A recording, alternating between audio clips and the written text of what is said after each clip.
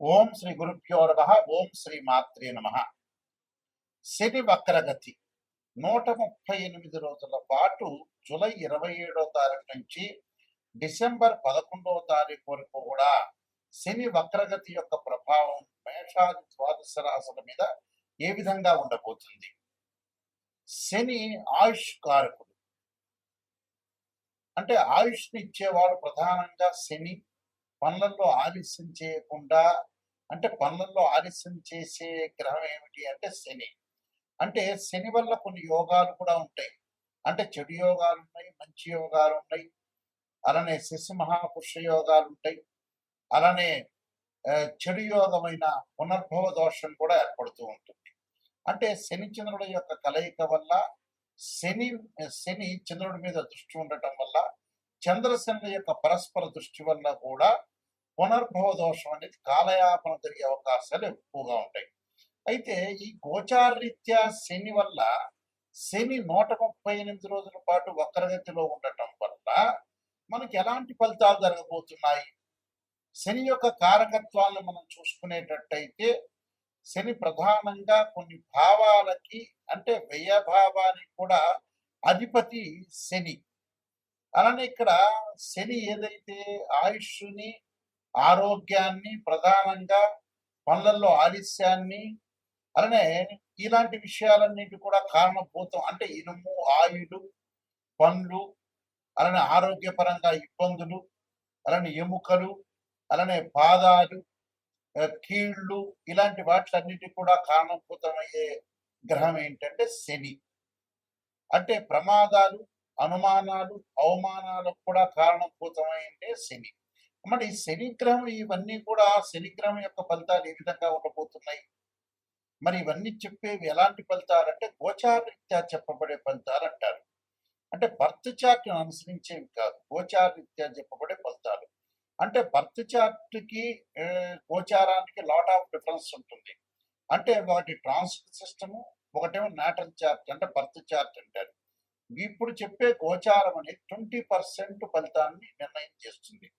అందులో మన ఈ 138 రోజుల పాటు శని యొక్క ప్రభావం ఏంటి, వృత్తి, ఉద్యోగ, వ్యాపార రంగాల్లో ఏ విధంగా ఉండాలి, వివాహపరంగా ఏ విధంగా ఉండాలి, ప్రమాదాలు, ఇళ్ళు కొనుగోలు చేయటం, వస్తువులు కొనుగోలు చేయటం, అలానే ఆరోగ్యపరంగా ఎలాంటి ఇబ్బందులు కలగబోతున్నాయి, కోర్టు సమస్యలు ఏ విధంగా ఉండబోతున్నాయి, సంతానపరంగా సమస్యలు ఏ విధంగా ఉండబోతున్నాయి అని చెప్పగలిగేది శని యొక్క ప్రభావం కూడా అన్ని స్థానాల మీద. అంటే ఏ భావం, ఏ భావాధిపతి ఉంటుందో ఆ భావాధిపతి మీద కూడా శని యొక్క ప్రభావం, దృష్టి అనేది ఉంటుంటుంది సహజంగా. ఎందుకంటే మకర కుంభ రాశ్యాధిపతులకు శని అయ్యాడు. భావాధిపతి వేరు, ఇక్కడ రాశ్యాధిపతి వేరు, అక్కడ ఉండే గ్రహం వేరు. ఇక్కడ గోచారరీత్యా శని యొక్క ఫలితం ఏ విధంగా ఉండబోతుంది, వక్రగతిలో ఉండటం వల్ల ఎలాంటి ఫలితాలు ఉన్నాయో ద్వాదశ రాశులకు మనం తెలుసుకుందాం. ధనస్సు రాశి వారికి శని వక్రగతిలో ఉండటం వల్ల ఎలాంటి ఫలితాలు జరగబోతాయి? ద్వితీయ రాశ్యాధిపతి, తృతీయ రాశ్యాధిపతి అయిన శని చతుర్థ స్థానంలో ఉండి వక్రగతిలో ఉండటం వల్ల ఎలాంటి ఫలితాలు జరగబోతున్నాయి? శని వల్ల అధిక లాభం, ఫైనాన్షియల్ పరంగా ఉండే డెవలప్మెంట్స్ బాగా ఉండటం, గతంలో ఉన్న పెండింగ్ లో ఉన్న పనులన్నీ కూడా పూర్తి చేయటం, అలానే స్త్రీ భోగభాగ్యాలు, సుఖ సంతోషాలను పొందే అవకాశాలు ఎక్కువ ఉండటం, భూమి, గృహము, వాహనాలు, యంత్రాలు, పనిముట్లు ఇలాంటివన్నీ కూడా కొనుగోలు చేయటం, స్త్రీలకి సంఘంలో గౌరవ మర్యాదలు బాగా పెరిగే అవకాశాలు ఉంటాయి, వృత్తిపరంగా సుఖము, ధనలాభం కలగటం, ఆరోగ్యము, ఆనందము, వివాహ శుభ కార్యక్రమాల్లో పాల్గొనే అవకాశాలు ఖచ్చితంగా ఉంటాయి. టోటల్గా వీళ్ళకి తృతీయ స్థానం వల్ల అనేక లాభాలు ఉంటాయి. అయితే డబ్బులు వస్తుంటాయి, ఫైనాన్షియల్ పరంగా వీళ్ళకి వస్తుంటాయి. కానీ ఇళ్ల నిర్మాణం చేస్తూ ఉంటారు, బంగారు ఆభరణాలు కొనుగోలు చేస్తారు, నూతన వస్తువులు, క్రయ విక్రయాల యొక్క విషయాలు బాగా పెరుగుతుంటాయి. పెరిగి విదేశాలకు వెళ్ళే అవకాశాలు, అలానే అన్నదమ్ముల మధ్యలో కోర్టు సమస్యల పరిష్కారం జరిగి పిత్రార్జితం ద్వారా వచ్చే డబ్బులు ఏవైతే వస్తాయో అవన్నీ కూడా లాభాలు కలిగే అవకాశాలు బాగా ఉంటాయి. కాబట్టి అన్నిటా విజయం లభించే అవకాశాలు బాగా ఉంటాయి. ప్రతి దానిలో కూడా వాళ్ళు విజయాన్ని సాధించే అవకాశాలు ఎక్కువ ఉంటాయి. కాబట్టి వాళ్ళకి అనేకమైన మార్పులు జరగటం ప్రణాళికాబద్ధంగా ముందుకు వెళ్ళిపోయే అవకాశాలు ఉంటే ఆరోగ్యం కూడా గతం కంటే కూడా ఇప్పుడు మెరుగ్గా ఉండే అవకాశం ఎలాంటి ఇబ్బందులు లేవు వాళ్ళకి. ఇంకా మంచి ఇంకా మంచి జరగాలంటే ఖచ్చితంగా నేను కొన్ని పరిహారాలు చెప్పబోతున్నా. ఆ పరిహారాలు పాటించబోతున్నా.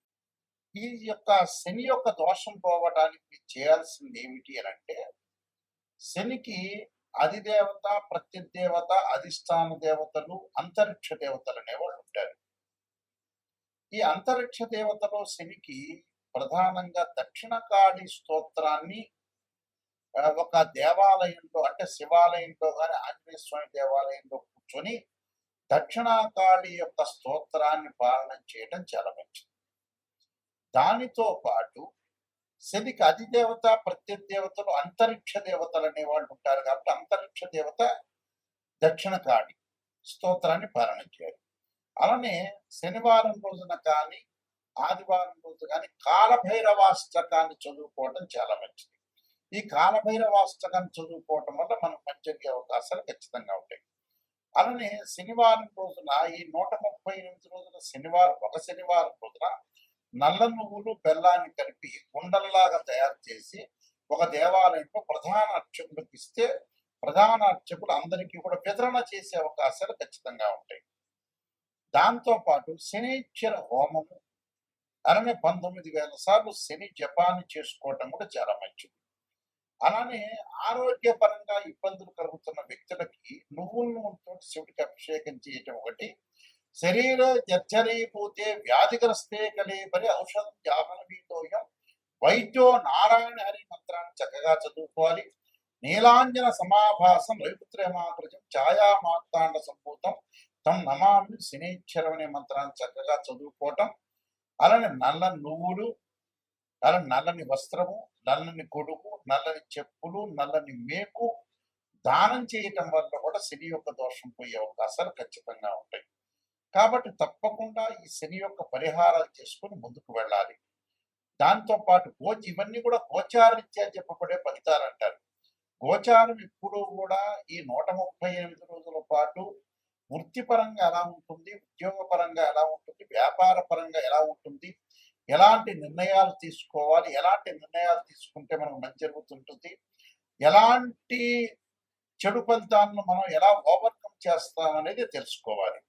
అలానే విద్యార్థులకు ఎలా ఉండబోతుంది, మరి విద్యార్థులు ఎలాంటి నిర్ణయాలు తీసుకోవాలి, స్త్రీలు ఎలాంటి నిర్ణయాలు తీసుకోవాలి, కోర్టు సమస్యలు ఏంటి, భూములు, రైతులు, పొలాలు కొనుగోలు చేయటం, అలానే కోర్టు సమస్యలు రాకుండా, పోలీస్ స్టేషన్ సమస్యలు రాకుండా ఎలాంటి తగు జాగ్రత్తలు తీసుకోవాలి. గోచారం అంటే ఏంటంటే ఎలాంటి నిర్ణయం తీసుకోవాలి, ఎలాంటి జాగ్రత్తలు తీసుకోవాలి, ఎలాంటి జాగ్రత్తలను మనం ఓవర్కమ్ చేయాలి, ప్రొఫెషన్ పరంగా ఏ విధంగా ఉండబోతుంది, బిజినెస్ లో ఎవరిని నమ్మాలి నమ్మకూడదు అనే జాగ్రత్తలు ఈ 138 రోజుల పాటు సూచనలు చేసేదే గోచారం అంటారు. గోచారానికి బర్త్ చార్ట్కి lot of difference. Birth chart అంటే ఏంటంటే 80% name, date of birth, time, place of birth తీసుకుని మ్యాథమెటికల్ క్యాల్కులేషన్ వేసి 16 లగ్న కుండల్ని మనం చూసుకున్న తర్వాత దాన్ని ఆ 16 లగ్న కుండలని దశలు, అంతర్దశలు, సూక్ష్మ దశలు, ప్రాణ దశల్ని మనం అనాలిసిస్ చేసి అలానే వివాహపరంగా ఏ విధంగా ఉండబోతుంది, ఎప్పుడు వివాహం జరగబోతుంది, ఉద్యోగపరంగా ఎలా ఉండబోతుంది, ఫైనాన్షియల్ పరంగా ఎకనామిక్ గ్రోత్ ఎలా ఉండబోతుంది, లైఫ్ని ఎలా ఎన్హాన్స్ చేసుకోవాలి, వివాహం ఎప్పుడు అవుతుంది, వైఫ్ అండ్ హస్బెండ్ రిలేషన్ ఏ విధంగా ఉండబోతుంది, మన జీవితంలో ఎలాంటి నిర్ణయాలు తీసుకోవాలి, ఎప్పుడు బాగుంటుంది, ఏ దశలు కలిసి వస్తాయి, ఏ దశలు కలిసి రాదు, సంతాన సమస్యలు ఏంటి, సంతానం గురించి ఏంటి అంటే ఓవరాల్ గా ప్రతి విషయం కూడా బర్త్ చార్ట్ ద్వారా లైఫ్ లాంగ్ యొక్క ప్రొడక్షన్ అనేది వస్తుంది. దీనికి ఏమిటి, ద్వాదశ భావాధిపతులు వేరు, రాస్యాధిపతులు వేరు.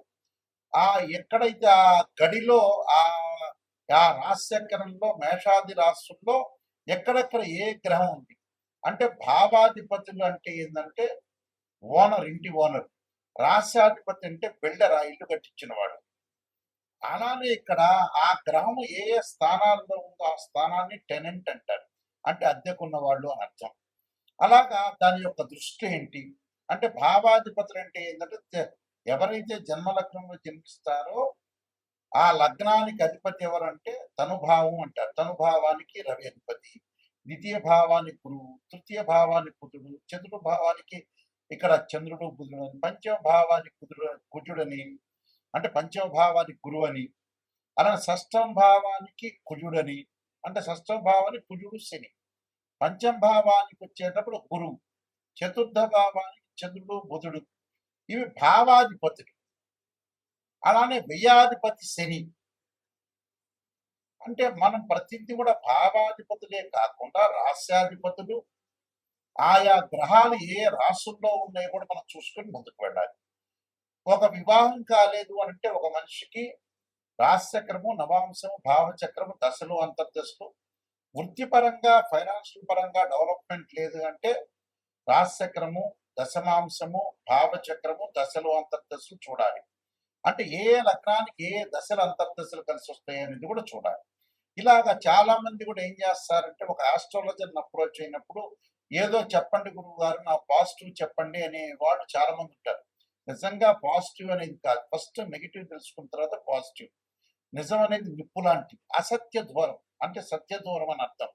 అంటే సత్య దూరంగా మనం ఏదైతే నిజం తెలుసుకున్నామో దాన్ని మనం ఎలాగ అంటే ఎప్పుడైతే నిజం మనం తెలుసుకుంటామో, నిజాన్ని మనం తెలుసుకొని నెగిటివ్ని ఎప్పుడైతే తెలుసుకుంటామో ఆ నెగిటివ్ని మనం పాజిటివ్ చేసుకోవడానికి ఓవర్కమ్ చేస్తే మనం కంప్లీట్ మ్యాన్ అయినట్టే. అంటే నెగిటివ్ని పాజిటివ్ చేస్తే మనం కంప్లీట్ మ్యాన్ అయినట్టే. అబద్ధాల ముసుగులో మనం ఉండటం అనేది మంచిది కాదు. ఎప్పుడైనా సరే ఆస్ట్రాలజర్ని అప్రోచ్ అయ్యేటప్పుడు కరెక్ట్గా నిజం తెలుసుకుంటే మీ జీవితం బాగుపడినట్టే. ఏదో ఆస్ట్రాలజర్స్కి మనం డబ్బులు ఇచ్చాం కదా, మాస్టర్ చెప్పండి అనేది కరెక్ట్ కాదు. అందువల్ల నిజాన్ని తెలుసుకోండి. ఆ నిజాన్ని తెలుసుకొని ఏదన్నా జాతకపరంగా నెగిటివ్ ఉంటే దాన్ని ఓవర్కమ్ చేసుకుంటే కంప్లీట్ అవుతుంది. మా వెబ్సైట్ www.nayakanti.com, nayakanti.in. నేను నెంబర్ ఆఫ్ ఆస్ట్రాలజీ బుక్స్ రాశాను. కాలసర్పయోగము, కాలసర్పయోగ చంద్రిక, రాహుకేతులు, ఛాయాగ్రహాలు, బృహత్ పరిహార సింధు, పుత్ర గణపతి వ్రతము, స్వప్న శాస్త్రము, సర్వదేవతా ప్రవర్తన పార్ట్ 1, పార్ట్ 2. అలానే ముఖ్యంగా నవగ్రహ దోషాలకి ద్వాదశ మహావిద్యల యొక్క స్తోత్ర పారణాలు, వివాహ మార్తాండము, జాతక Chandrika, production of astrology, transits of results అనే బుక్స్ రాశారు.